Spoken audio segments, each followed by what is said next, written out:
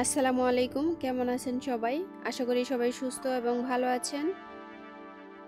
ঘুম থেকে উঠেই আমরা যারা গ্রামে থাকি তাদের প্রধান একটা কাজ হচ্ছে উঠান ঝাড়ু দেওয়া। আর এটা সকালেই ঝাড়ু দিলে সবচাইতে বেশি ভালো হয় আর কি। তো আমি আজকে সকালে ঘুম থেকে উঠি উঠান পরিষ্কার করলাম। আসলে উঠান পরিষ্কার না করলে খুবই বিশ্রী বাজে দেখায়। আর গাছ থেকে উপর থেকে শুধু পাতা পড়তেই থাকে, যেহেতু উঠানের উপরে গাছ আছে তো সব সময় ঝাড়ু দিতেই হয়। এখন আমি চলে যাব চা বানাতে। এখানে নিয়েছি তেজপাতা, এখন আমি নিব তুলসী পাতা, এটা হচ্ছে তুলসী গাছ। আর এখন যেহেতু সকালবেলা কুয়াশায় পাতাগুলো একেবারেই ভিজে গেছে, যেহেতু শীতকালে ঠান্ডার সমস্যাটা একটু বেশি দেখা দেয়। আর এই তুলসী পাতাটা খেলে মানে যাদের কাশ আছে ওই কাশটা অনেকটাই কমে যায় আলহামদুলিল্লাহ। আর আমি আজকে চাটা বানাবো এই তুলসী পাতা দিয়ে।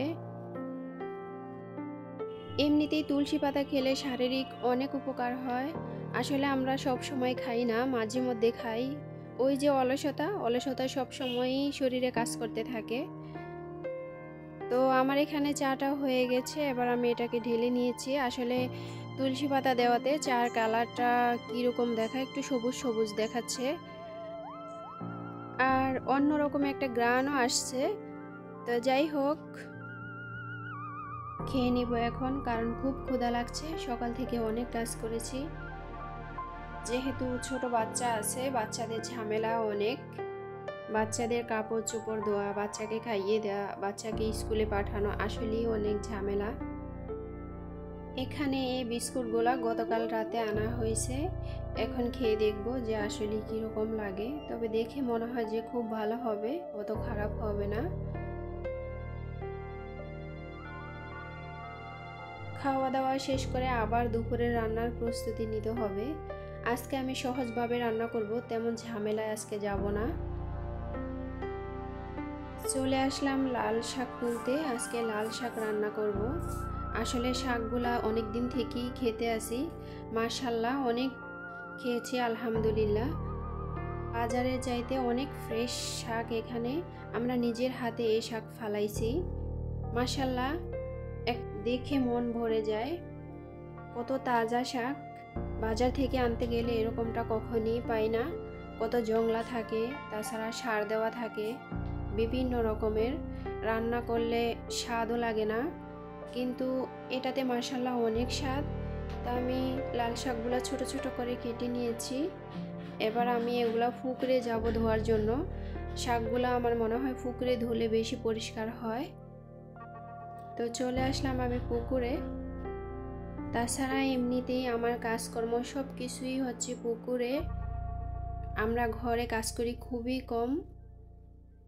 এদিকে শাক ধুইতে এসে দেখি যে পেঁপে গাছে পেঁপে পেকে আছে। আসলে গাছটা অনেক বড়, নিচ থেকে দেখা যায় না। আর পাখি সব সময়ই খেয়ে ফেলে, আমি কখনোই দেখতে পাই না। তো আজকে ভাগ্য গুণে দেখলাম যে একটা পেঁপে পেকে আছে, তো কোটা নিয়ে আসছি ওটা পাড়ার জন্য। যেগুলা পাখির রিজিকে থাকে ওইগুলো আমি কখনোই পাবো না। আর পাখি খেলে নাকি সদকায়ে জারিয়া, তো পাখি খেলে আমার কোনো আফসোস নাই, কোনো দুঃখও নাই। আর আসি বিদায়ী পাখি খেতে পারে, না থাকলে কোত্থেকে খাবে, তাই না? পাখিও তো বাঁচতে হবে। আর এখানে আছে 2 রকমের ডাল। এই ডালগুলো আমি এখন রোদে দিব।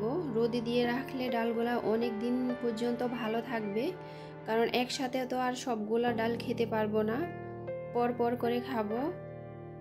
তো এগুলো আমি এখন রোদে দিব। রোদে দিলে পোকায় ধরবে না, ভালো থাকবে, অনেক দিন পর্যন্ত রাখা যাবে। এগুলা আমি এখন একটা মাচায় রোদে দিব, কারণ মাচায় রোদে দিলে পাখি খেতে পারবে না, মোরগও খেতে পারবে না। যেহেতু হাঁস মোরগ আছে, কোনো ঝামেলা হবে না। আমাদের তো আর ছাদ নেই যে আমরা ছাদে রোদে দিব। তা আমি সব সময়ই আমার একটা মাচা আছে, সেখানে আমি রোদে দিই। ওই মাচাটা দিয়েছি পুঁই শাকের জন্য। আসলে পুঁই শাক অত ভালো হয় নাই, কিন্তু এখন আমি রোদে দেওয়ার কাজ করতে পারি।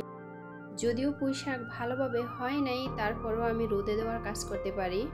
আর পুঁই শাক মাঝে মাঝে হয়, যেগুলো হয় ওগুলো আমি খেয়ে ফেলি, পাতাগুলো ছিঁড়ে ফেলি। তো যাই হোক, এবার আমি অন্য কাজে চলে যাব। এখানে চলে আসছি পেঁপে কাটার জন্য। এই পেঁপেটা আমি 2 দিন আগে গাছ থেকে পেড়েছিলাম। এখন দেখি যে পেঁপেটা অনেকটাই নরম হয়ে গেছে। এখন আমি পেঁপেটাকে কেটে নিব। আর এইদিকে আমার বাচ্চা এই পেঁপেটা এইমাত্র নিয়ে আসছে, বললো যে দেখো এই পেঁপেটা খেয়ে ফালাইছে একেবারেই নিচে। আমি সেখান থেকে আনলাম। কিছু করার নাই, পেঁপে গাছ যেহেতু বড়, অনেক লম্বা, নিচ থেকে দেখা যায় না। আর পাখির ভাগ্যে সব সময়ই থাকে। তবে আমি বেশ খুশি হই, আমাদের রিজিকও আছে, পাখির রিজিকও আছে, আমরা ভাগযোগ করে খাই আলহামদুলিল্লাহ। পেঁপে গাছ বেশি লম্বা হয়ে গেলে আমার মনে হয় নিচ থেকে কেটে দেওয়া ভালো। নিচ থেকে যখন আবার নতুন করে কুশি দিবে তখন পেঁপে গাছ নিচেই থাকবে, কারণ হাত দিয়ে পারা যাবে। তো এখানে আমার পেঁপে কাটা হয়ে গেছে, মাশাআল্লাহ পেঁপেগুলো অনেক মিষ্টি হয়েছিল। আর এইদিকে আমি রান্নাঘরে চলে আসছি। এখানে আজকে আমি লাল শাক রান্না করব পোয়া মাছ দিয়ে, নদীর সামুদ্রিক মাছ। আসলে আমাদের বাড়ি যেহেতু নদীর কাছাকাছি, আমরা সব সময়ই এই মাছ খেতে পারি। এখানে আমার মশলা কষানো হয়ে গেছে, এবার আমি মাছগুলো দিয়ে ভালোভাবে কষিয়ে নিব। আসলে এই মাছগুলো ভেঙে যায়, এই মাছগুলো খুবই নরম, যারা খেয়েছেন তারা জানেন। এই মাছগুলো আমি কষিয়ে তারপরে অন্য একটা পাত্রে উঠিয়ে নিব, না হয় মাছগুলো ভেঙে যাবে। লাল শাক দিয়ে এই মাছ কখনো রান্না করে খাই নাই, আজকে ফার্স্ট রান্না করতেছি। জানি না স্বাদটা কীরকম হবে। এমনিতেই এই মাছের স্বাদটা একটু কমই হয়, আর এই মাছগুলো শীতকালেই বেশি পাওয়া যায়। একটা আপু আমাকে বলেছেন যে ছোটবেলায় লাল শাক দিয়ে ভাত খেলে ভাতগুলো অনেক লাল হতো, কিন্তু এখন আর ওইরকম লাল হয় না। কথাটা কিন্তু একেবারেই সঠিক, কারণ আমরা ভেজালযুক্ত খাবার সব সময়ই খেতে থাকি।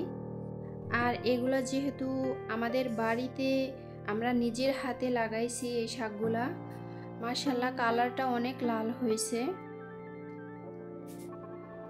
যদি বাজার থেকে কিনতাম তাহলে এরকমটা হতো না। রান্না শেষ করে আমি আমার বিছানা গোছানোর জন্য চলে আসছি, কারণ আমি সকালে তোশক রোদে দিয়েছিলাম। এখন আমি রান্না শেষ করে তোশকটা নিয়ে আসি, এখন আমি তোশকটা বিছিয়ে দিব।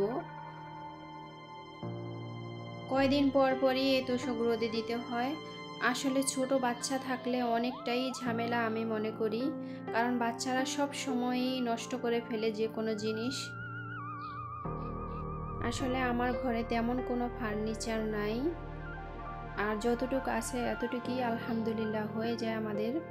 অনেক আপুদের ভিডিওতে দেখি যে ঘরগুলো একেবারেই সাজানো গোছানো, এত সুন্দর পরিপাটি।